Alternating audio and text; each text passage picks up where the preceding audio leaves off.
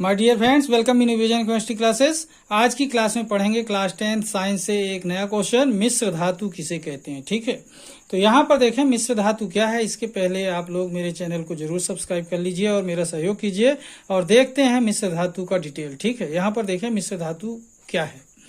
दो या दो से अधिक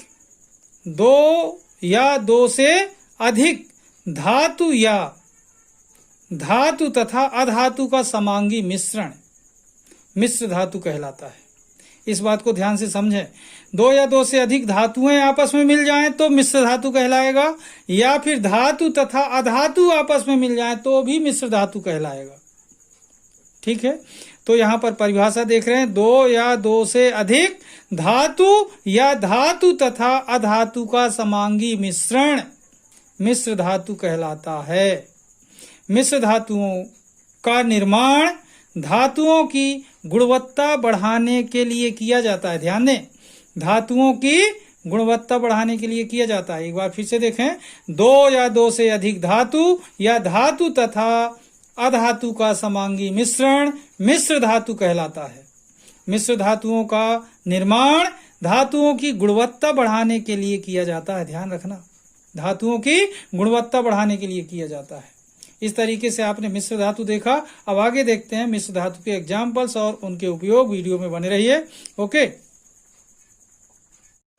अब देखते हैं यहाँ पर मिश्र धातुओं का संघटन, उपयोग के बारे में। ठीक है, यहाँ पर देखें मिश्र धातु यहाँ लिखी हुई है, जैसे पीतल, कांसा, स्टेनलेस स्टील, अमलगम, सोल्डर, ये सब मिश्र धातुओं के नाम हैं। ठीक है, संगठन देखें, यहाँ पर लिखा है तांबा Cu, जिंक Zn, यहाँ पर फिर से तांबा Cu, टिन Sn, यहाँ लोहा निकिल क्रोमियम, लोहा का संकेत Fe, निकिल का Ni, क्रोमियम का Cr, यहाँ पर देखें मरकरी के साथ अन्य धातु। ठीक है, इसमें देखें सीसा, टिन, Pb और Sn। ठीक है, अब ध्यान से समझें अपन इसको कैसे समझते हैं। जैसे पीतल है, पीतल एक मिश्र धातु है। किससे बनी होती है? तांबा और जिंक से। पीतल तांबा और जिंक से बनी होती है। इसका उपयोग आप लोग जानते हैं, पीतल के बर्तन बनते हैं, गुलदस्ते बनाए जा सकते हैं, नल की टोटी बनाई जा सकती है। कांसा देखें, कांसा तांबा और टिन से बना होता है, मतलब कांसा तांबा और टिन से बना होता है। इसका उपयोग किया जाता है सिक्के बनाने में, पदक बनाने में, मूर्ति बनाने में, जहाज बनाने में उपयोग कर सकते हैं इसका। स्टेनलेस स्टील, ये भी एक मिश्र धातु है। ये बनता है लोहा, निकिल और क्रोमियम से। ये तीनों चीज जब मिला देते हैं तो क्या बन जाता है? Stainless steel. यहाँ पर देखें Fe, Ni और Cr, इनके मिलने से स्टेनलेस स्टील बनता है और इसका उपयोग किया जाता है बर्तन बनाने में, ब्लेड ये जो ब्लेड पत्ती होती है उसको बनाने में, चिकित्सा के क्षेत्र में जो उपकरण उपयोग किए जाते हैं उनको बनाने में भी इसका उपयोग किया जाता है। बर्तन बनाने में, ब्लेड बनाने में, चिकित्सकीय उपकरण बनाने में उपयोग करते हैं। अब नेक्स्ट देख रहे हैं अमलगम। अमलगम मरकरी के साथ जब कोई भी धातु मिला देते हैं तो उसे अमलगम कहते हैं और इसका उपयोग किया जाता है उत्प्रेरक के रूप में। उत्प्रेरक होते हैं किसी भी रासायनिक अभिक्रिया की दर को बढ़ाना या घटाना है तो उनका उपयोग करते हैं, उत्प्रेरक कहलाते हैं। ठीक है, सोल्डर आयरन आपने सुना होगा। सोल्डर सीसा और टिन मतलब Pb और Sn के मिलने से सोल्डर बनता है। इसका उपयोग जो विद्युत तार होती है ना उसकी वेल्डिंग करने में, आप लोग ने देखा होगा विद्युत वाली जो तारें होती हैं उसको गर्म करके और क्या करते हैं, जोड़ लगाते हैं। तो किससे जोड़ लगाते हैं? सोल्डर आयरन से। सोल्डर होती है वो सीसा और टिन से बनी होती है। विद्युत तारों को वेल्डिंग करने में इसका उपयोग करते हैं।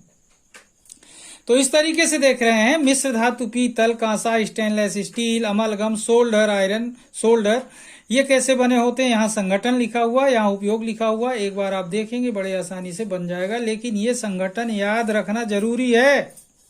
ओके, अब देखते हैं थोड़ा सा और आगे। ये जो अमलगम लिखा है इसके बारे में बात करता हूं, अमलगम आखिर है क्या। ठीक है, अब देखें अमलगम शब्द जो आया, अमलगम क्या है, ये क्वेश्चन बन सकता है। अमलगम किसे कहते हैं? तो यहाँ पर देखें अमलगम जो होता है मरकरी के साथ कोई भी धातु जो मिलाते हैं तो उसका मिश्रण या मिश्र धातु अमलगम कहलाता है। ठीक है, मरकरी के साथ अन्य धातुओं का मिश्रण या मिश्र धातु अमलगम कहलाता है। जैसे यहाँ पर देखें कि मरकरी के साथ सोडियम को मिलाया तो सोडियम अमलगम कहलाएगा, कॉपर मिलाएं तो कॉपर अमलगम कहलाएगा, पोटेशियम मिलाएं तो पोटेशियम अमलगम कहलाएगा, सिल्वर मिलाएं तो सिल्वर अमलगम कहलाएगा। कहने का मतलब क्या हुआ कि मरकरी के साथ जो भी धातु मिलाएंगे वही अमलगम कहलाएगा। जैसे सोडियम के साथ मरकरी मिलाया तो सोडियम अमलगम। ठीक है, तो ये आपने देखा कि मरकरी के साथ किसी अन्य धातु का मिश्रण या मिश्र धातु अमलगम कहलाता है। मतलब कहने का ये है कि मरकरी के साथ अन्य धातुओं का मिश्रण या मरकरी का मिश्र धातु अमलगम कहलाता है। एग्जाम्पल के रूप में यहाँ देख रहे हैं सोडियम अमलगम। इसका उपयोग मुख्य रूप से किया जाता है उत्प्रेरक के रूप में। ठीक है, ध्यान रखेंगे। आज की क्लास को मैं यहीं पर समाप्त करूंगा। आज का जो ये क्वेश्चन था बहुत ही आसान था, आप लोग जरूर सीखिए, एग्जाम में काम आएगा। यहाँ तक कि ये कोई भी कॉम्पिटिटिव एग्जाम हो, हर जगह उपयोगी है, तो जरूर सीखें। ठीक है, यदि आप लोग मेरे चैनल में नए हो तो चैनल को जरूर सब्सक्राइब कर लीजिए। तब तक के लिए धन्यवाद। जय हिंद, जय भारत।